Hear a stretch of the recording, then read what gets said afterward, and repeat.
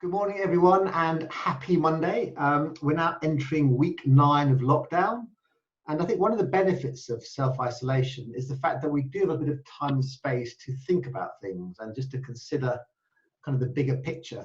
And so for those of us who are maybe not that happy in our careers and our working life, why not use the time just to think about things a bit more long term? With that in mind, I'd like to welcome Sandra Green. So welcome, Sandra. Thank you. A pleasure, always, Mark. A good friend for many, many years, happy as you like, positive as you like.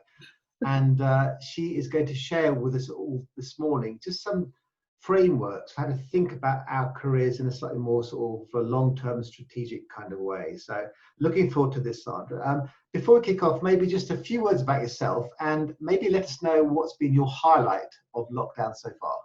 Oh, I'd love to. Yeah, great. Thank you, Mark, for the opportunity to talk at you, with you, of course, I mean to say.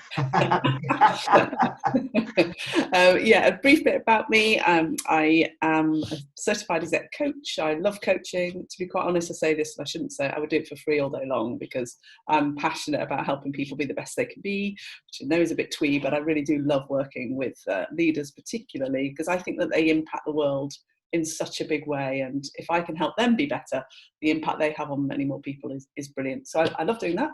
I also run something called the WLA, which is the Women Leaders Association, which is about helping women break through their inner as well as the outer glass ceiling. And again, how do we help more women bring their feminine energy into the workplace, because there's a lot of masculine energy, which is fine, but we just need to get a better balance. So I do a lot of work around that. I'm a published author.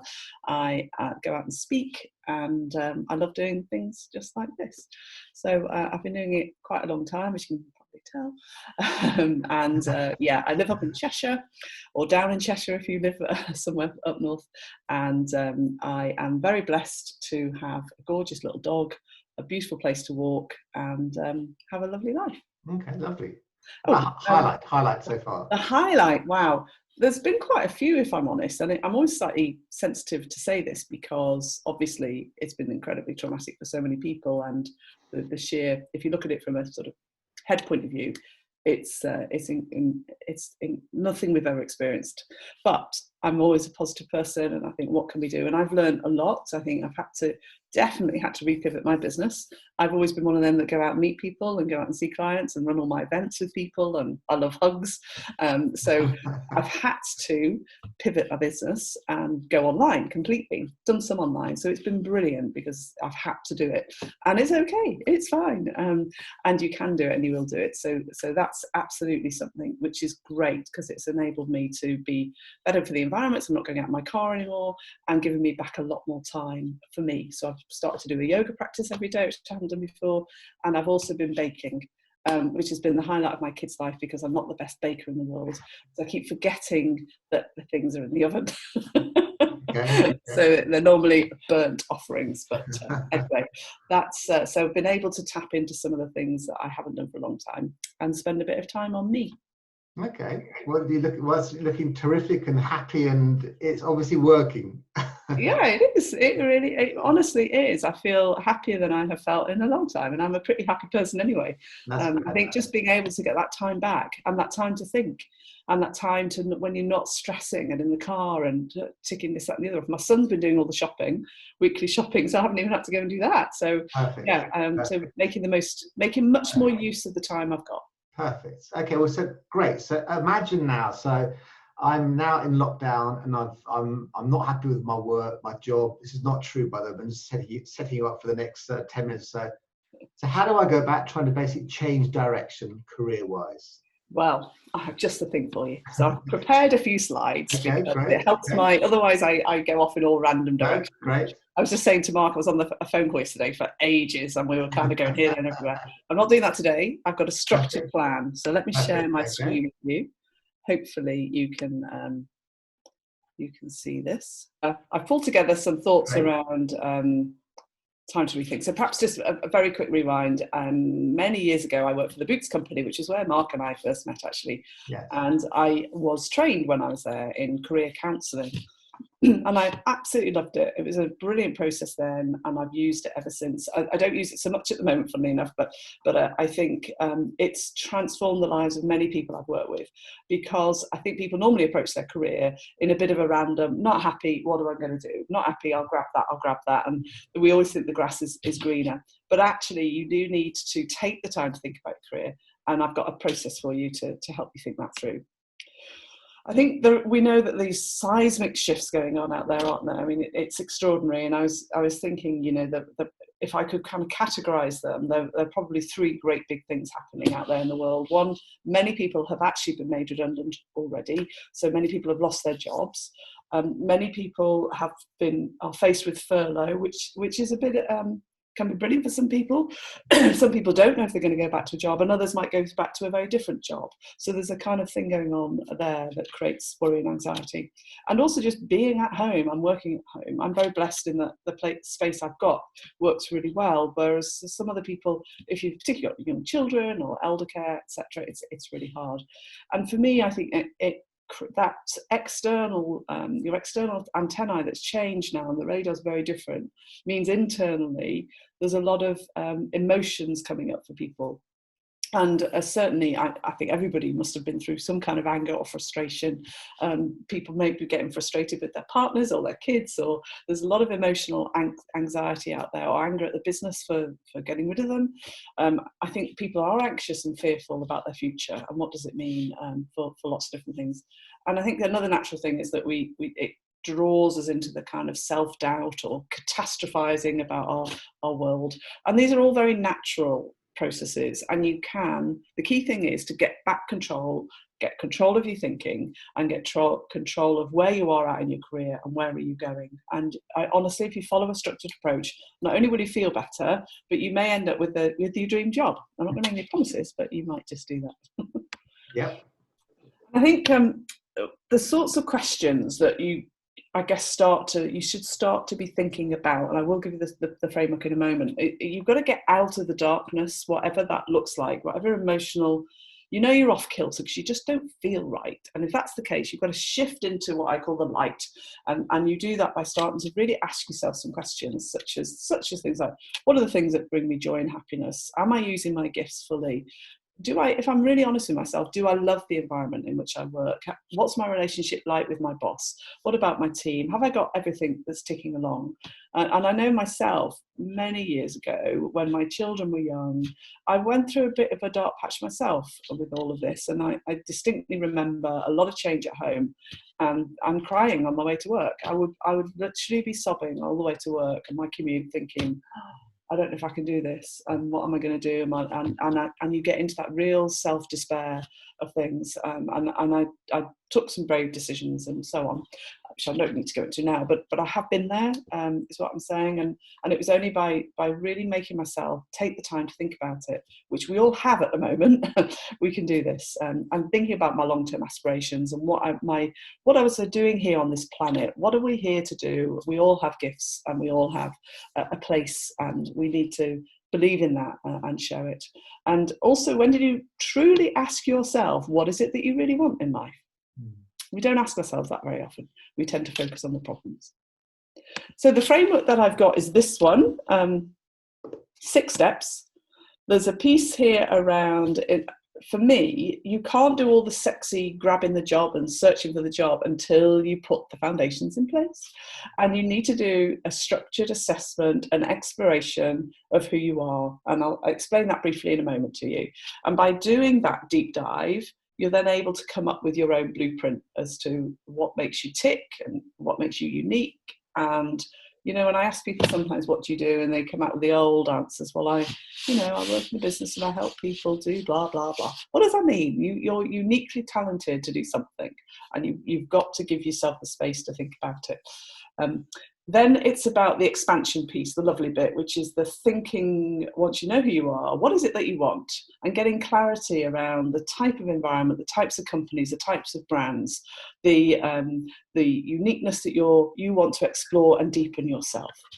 The key thing is, though, knowing where you are and knowing where you want to get to, there's a big bit in the middle, which is around your mindset. It's around that I'm not strong enough, I'm not clever enough, I'm too old, I'm too young. 1,000,001 things that we do that actually keep us where we are. So it's about how do we break through that through your building a really good power base, for example, getting yourself a strong network of people, getting really clear about where the opportunities lie for you and what you want to do. And then you get into action. So you kind of have to do all of that. When most people go, not happy where I am, what is it that I need to do? I'm sure you can relate to that, Mark. What I like about this actually is that people will often automatically go to the right-hand side. I just want to go and do something, find a job, without really doing the groundwork to check out, let's explore myself, let's explore my needs, my desires, my visions. Yeah. First of all, before we move on to anything there. And I think it's almost the left-hand side, from my experience, is the one which is kind of always given short shrift. I agree. I completely agree. And you know what I've realised as well, Mark? You can say to yourself, what is it about you? And people will go, well, I don't know what I'm good at. I'm quite nice with people, or I'm quite good at managing projects. But actually, and the lovely thing about when I was trained all those years ago was I've got all these kind of tools. I've got hundreds of them. And and that's when you start to see the patterns around, oh, this keeps coming up. And I wanted just to share some thoughts on that, actually, in terms of how do you go about creating that blueprint, that first part.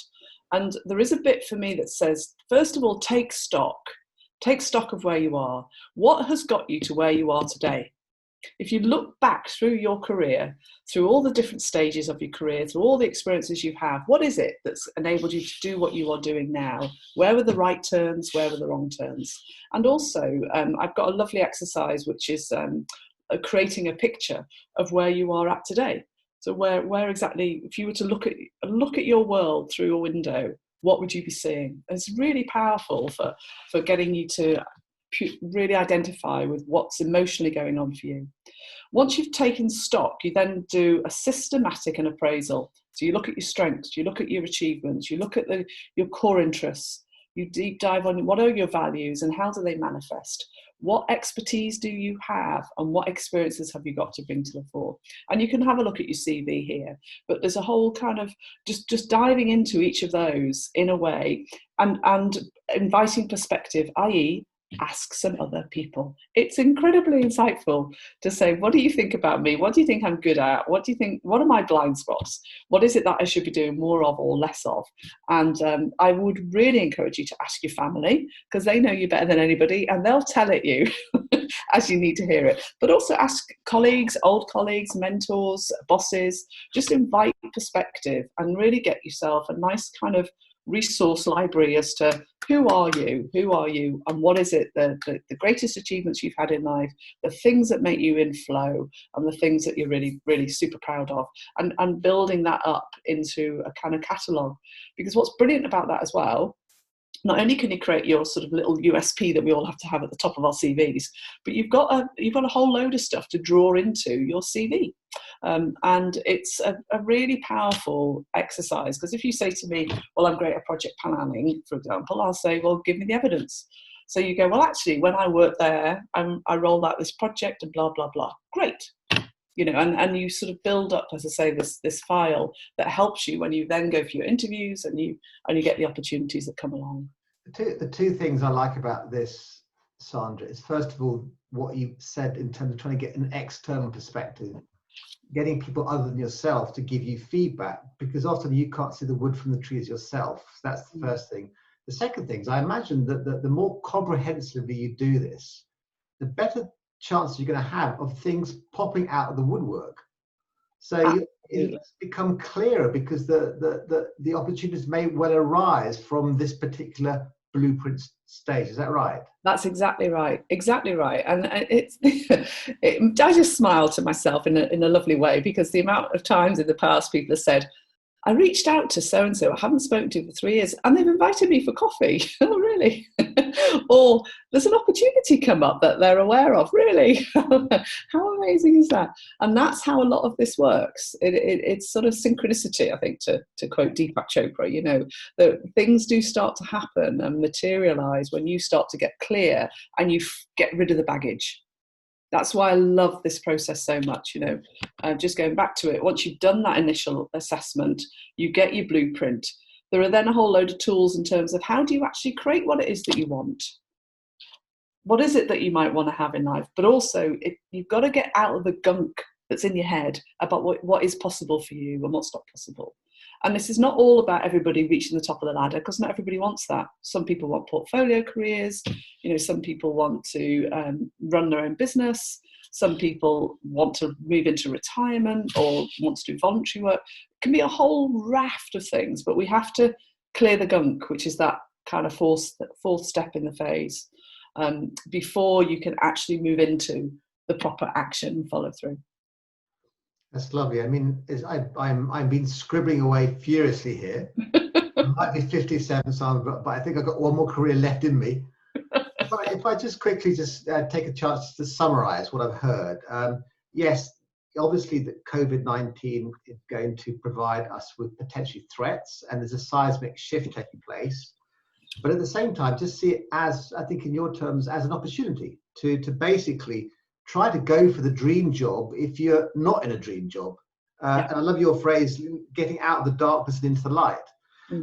Having said that, though, what I like about this approach, the career framework, is it just gives you a logical structure to go through this step by step. And as I mentioned sort of a few minutes ago, what I like most of all about it is by beginning really single-minded on the left-hand side, you'll open up lots of opportunities just by doing those first couple of steps. Yes, so I think have I summed up correctly? That's awesome. Yeah, no, exactly. That's my take on it all. That's what's worked for me. That's what's worked with my clients. And I think you have to, because how often have we in the past grabbed a job, a mate has said, oh, there's a job here, going, oh, thank God for that, great. Yes. And again, you sit there 6 months later going, oh, why, this isn't for me. And you've got to do, I really think you have to do this work. Yes. And it's incredibly fulfilling. It really is. Okay, so Sandra, before you leave us, what would you say would be kind of a silver lining from the lockdown so far that you would like to be the legacy of COVID-19? I would happily do that. And I'm going to be dead cheeky and just do a little plug for this program that I've got as well, if that's okay. Because in a way, it does tie into your question, funnily enough, which I'll explain. Because part of my, there's quite a few legacies, I think, from COVID. Personally, for me, in terms of shifting my business and going online. And I've thought long and hard about how can I support, how can I help leaders right now, because they're going through such a lot. And there was, we did the Leadership Festival straight into COVID, but also I've put together an online program to help people work through this, which is 6 weeks of training with me. So every week we do some live training on each of those steps. And I provide you with all the frameworks and the assessments for you to work through each of those stages. And so you'll end up with your career blueprint, you'll get your CV updated, and you'll also have your one-page career action plan. Actually, what are you actually going to do?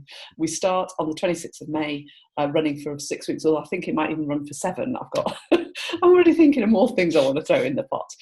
So if anybody's interested in that and they would like some support, come and join us, because it will be a group program, and all the details are there on that. And I think I do think it is a great time for people to look back and go, do you know what, the COVID-19 as hard as it was for people, it actually created a whole new world for me, and I stepped into a place that was much more aligned with who I am and where I'm going. And I think perhaps the other, on a bigger note, one thing that's really struck me about this pandemic has been human compassion, because the amount of support and help that people are giving one another that is coming through from so many places is huge. And I'm really inspired by my son, who's 19, and he's taken up a 6 a.m. paper round to help those that can't leave their homes. He's doing Meals on Wheels. He's also going out and offering to volunteer and do shopping for people in the village. And he just does it from his heart. He doesn't want anything in return. He doesn't expect anything at all. And for me, that's just one example. I know many people do many things, but how do we keep that compassion going when we go into a new normal? and how do we continue to support and help one another, especially the vulnerable and those in need. No, that's great. I mean, that's a lovely silver lining for as many of us to grab hold of as we possibly can. Sandra, that's been really great, really clear, very positive. Thank you so much for your time. And everybody out there, I'd like to thank Sandra on our behalf for a great 20 minutes or so. It's Monday, you've got the rest of the week. Think about things strategically. Just think that next career could be there waiting for you. Okay, so on that note, please can you all keep safe, and do keep smiling. Thank you now.